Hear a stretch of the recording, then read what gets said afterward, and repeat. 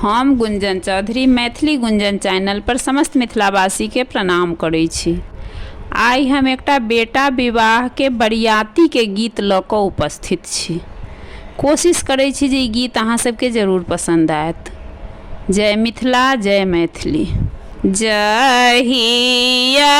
सँ आहे बाबू तोरो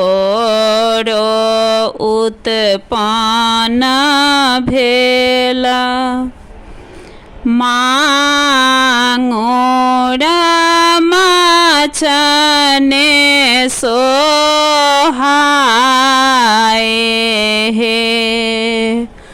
जहिया सँ आहे बाबू तोरो उत्पन्न भेला, मांगोरा माछने सोहाए हे। मांगोरा माछ बाबू मन होने भावए, दूध राखल परान हे।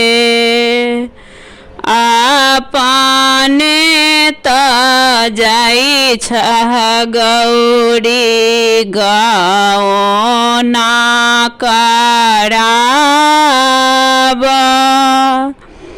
लिखी दह दूध के करार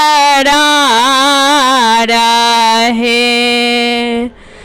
दूध के करार आमा लिखलो ने जाइ छै, धानी है चेरिया तोहार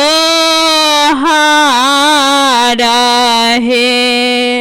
जाबे तक आहे आमा तोहू जीबह, कामर उघब तोहार हे। जाबे तक आहे आमा तोहू जीबह, कामर उघब तो